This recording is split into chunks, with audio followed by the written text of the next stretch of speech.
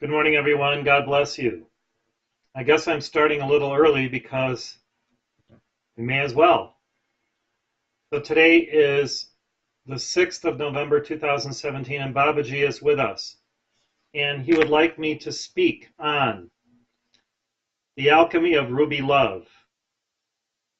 And he gave me a few glyphs to share today. This is for our enlightened self-interest. And the self that we're interested in, of course, is the God presence, the divine self, the higher self, the inner self. So in enlightened self-interest, he says that we should love our enemies with an even greater divine passion than we love our loved ones and heart friends. And that we should forgive our enemies with an even greater fervor than we forgive ourselves and our dearest friends, whom sometimes we feel that we have to forgive based on their actions, which we react to, and then because of our reaction, later we have to forgive. He says that the greater the fire in our love, our ruby love, and our ruby forgiveness,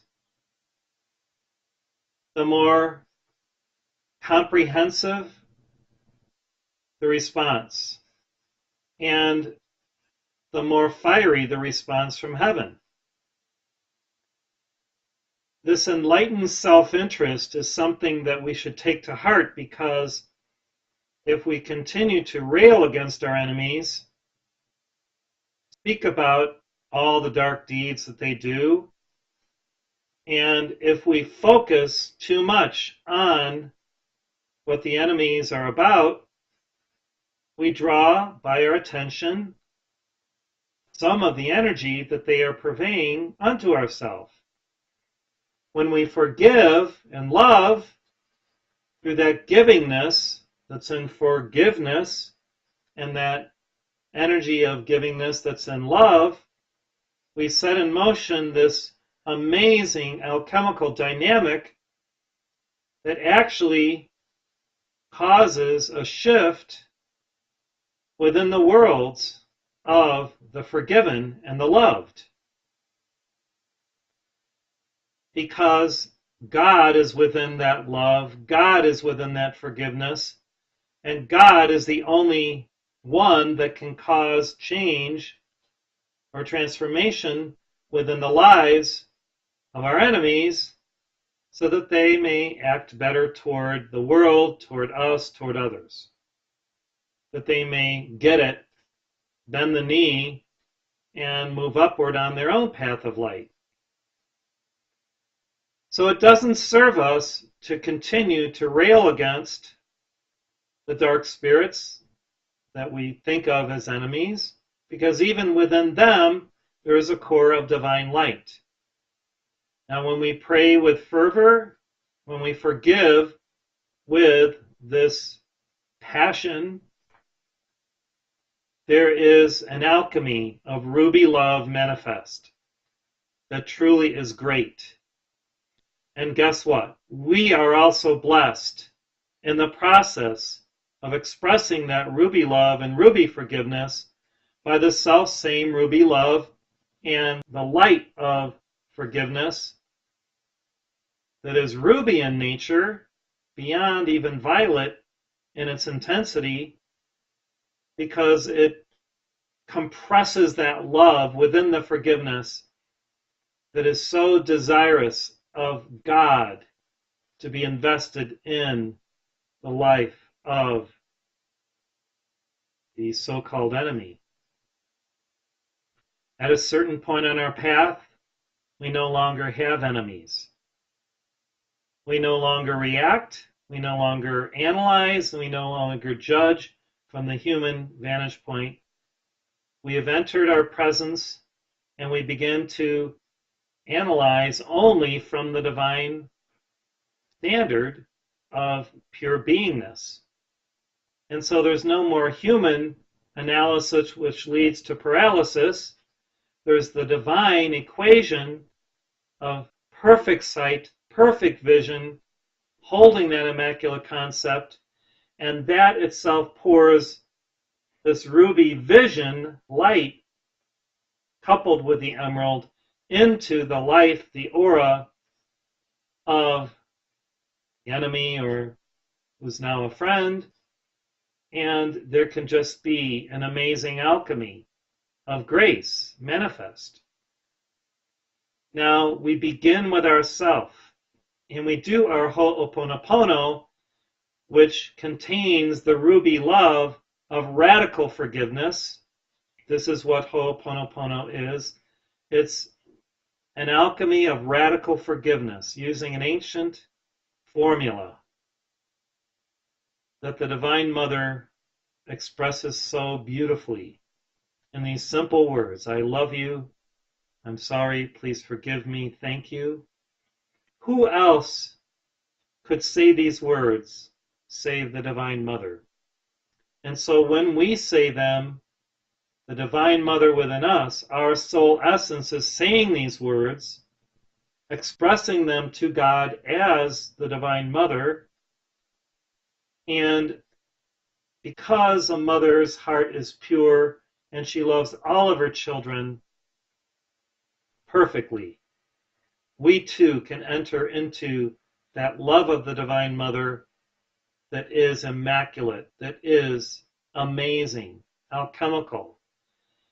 And when we truly enter the sacred space of the Divine Mother's heart, there is not an iota of dissonance within us. There is not even an erg of energy of human reactivity. We've become divinely radioactive through that ruby love to express such an overwhelming tidal wave of holy love that it impels the evildoer to change his or her ways. It impels them to transform, to self-transform within their own divine selfhood.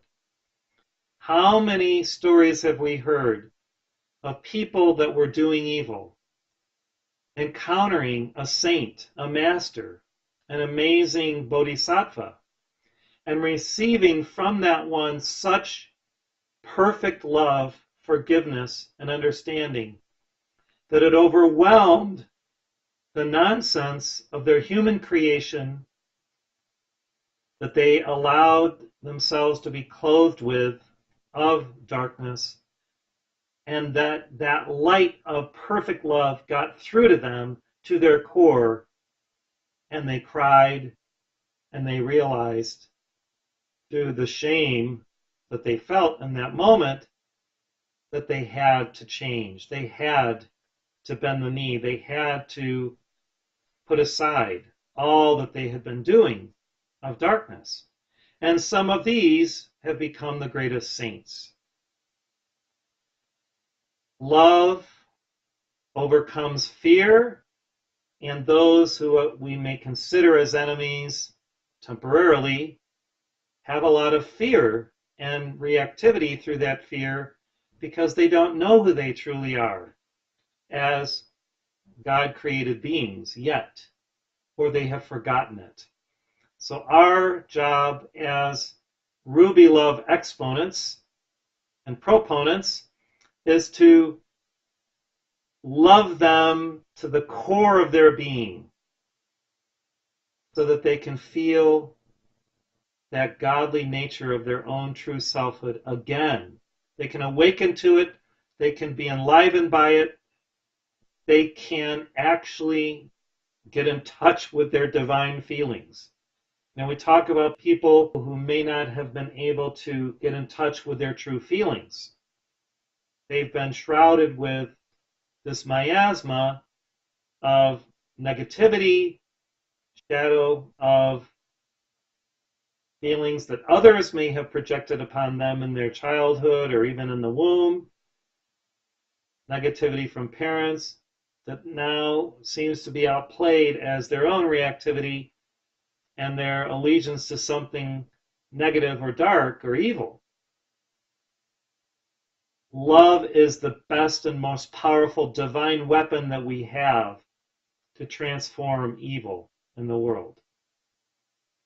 And though we may still have to defend ourselves and defend our nation temporarily with armaments and things like that, the ultimate game really is about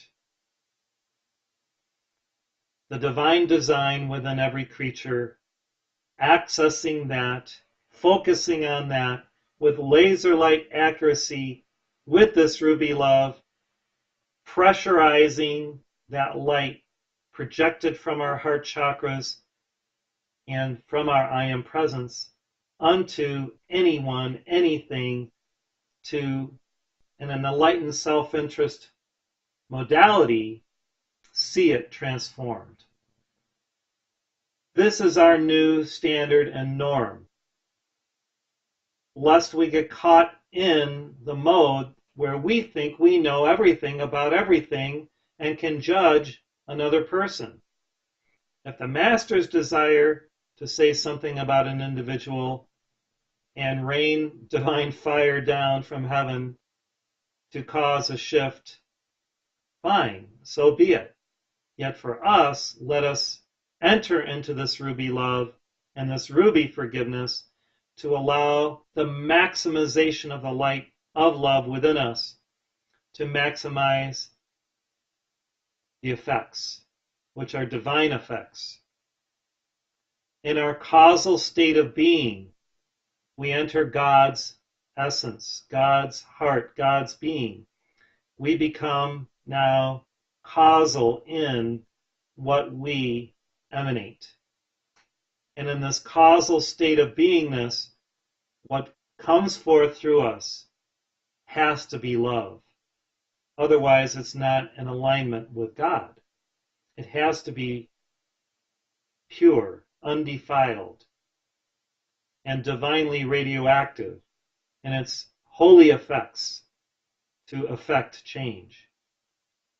This is the simple teaching and yet profound teaching of Babaji today, which the great initiates East and West, the great saints, Padre Pio, Jesus the Living Christ, Gautama Buddha, Mother Teresa, and others have manifest. St. Francis of Assisi with his holy brothers and the Sisters of Clare, they practiced the presence, they practiced the presence of love and perfect forgiveness, and they modeled for all of humanity this dynamic of love to the max. Love to the max.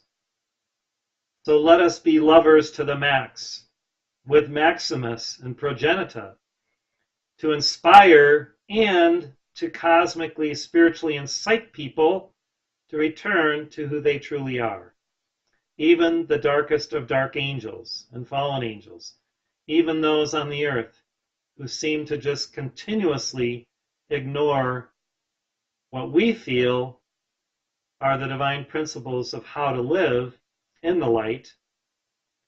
If we love, love, love, light flows from above, above, above, and there can be an amazing alchemy through that love of planetary transformation in the process of our true givingness and the authenticity of that deep love that comes from our core, and our core is God.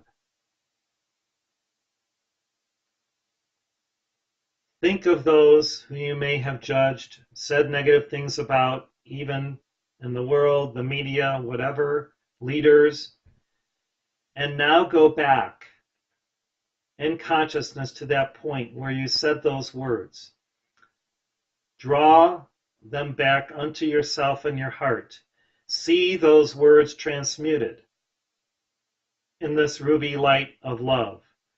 And now issue forth divine words, praising God, honoring God, and loving and forgiving with this intensity of passion and fervor, so that we can recreate what we may desire now to uncreate and transmute, and love our enemies. So we will do this, and I will turn the service back over to Ron and Dwin, and I encourage you to play, even if you've already played it during the service, Song 100, Heal with Ho'oponopono, and really feel this intensity of the ruby love of perfect forgiveness, perfect bodhisattvic joy in that forgiveness that sees and feels all as divine, perfect, holy, undefiled. And it starts with us. It starts inside of us. And when you contact that core of love, who is God, then God is the doer. God is the door to this alchemy of perfect love, perfect ruby love, perfect ruby forgiveness. Thank you so much. Have a great day.